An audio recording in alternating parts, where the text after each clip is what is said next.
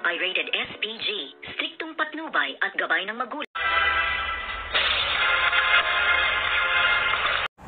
Good morning and welcome sa aking munting channel, at dito nga ay naghihinagpis ang puso at damdamin nito ngang si Tanggol dahil nga sa pagkawala ng kanyang minamahal na si Mokang, dahil nga kay Olga kung bakit nakitil ang buhay nga nitong kanyang minamahal na si Mokang. At dito nga ay nasabi nitong si Bubbles na Tanggol, tayo na at baka dito pa tayo mamatay, kung kaya't naisipan din ni Tanggol na dalhin na nga lamang sa loob ng simbahan ito nga bangkay ni Mokang na siya ngayon kanyang iniiyakan, at talagang lungkot na lungkot at naghihinagpis ang kanyang puso at isipan dahil nga sa mismong harapan niya, at kitang-kita niya pa kung paano binaril at namatay nga itong si Mokang, kung kaya't sabi niya nga dito, magbabayad ang sino man na gumawa nito sa iyo, Mokang. Kung kaya't sabi nga dito nitong si Bubbles, ano ngayon ang plano mo at ano ang gagawin mo ngayon?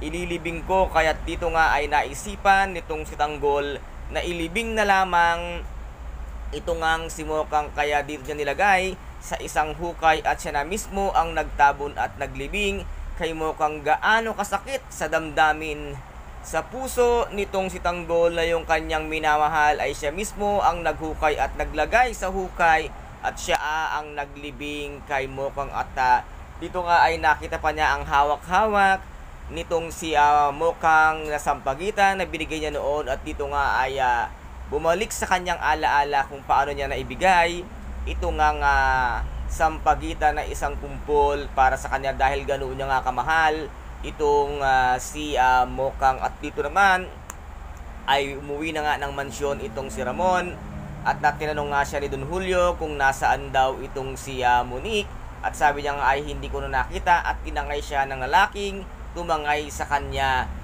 Pero meron akong nakitang dugo na hindi ako sigurado kung kay Mokang nga yun. At dito naman ay sinabi nga ni Don Julio na kailangan na nating umalis at lisanin ang mansyon na ito. At dito naman agad-agad ngang sumagot itong si Olga, na sinabi nga niyang ipapahanda ko na ang lahat, papa, kung kaya't ilisanin na nila ang mansyon at kalilimutan na siguro nila itong ngang si Mokang, dahil nga nakuha na ito ni Tanggol na anak nga nitong si Ramon. At dito naman ay nagbalik na nga ng selda itong si Tanggol at kasama nga si Bubbles na bumalik ng kulungan. At dito naman ay pag-iinitan siya ni Chief Espinas dahil nga sa tagal lang kanyang pagbalik sa loob nga ng correctional, at dito nga ay dadalhin pa siya sa Bartolina dahil bilang parusa sa pagkatagal niyang bumalik sa loob nga ng correctional. At dito naman ay maiisipan nitong ang si Olga na dalawin si Tanggol sa loob ng correctional, ngunit nandoon na itong si Tanggol, kaya wala siyang maiisip or masisilip na butas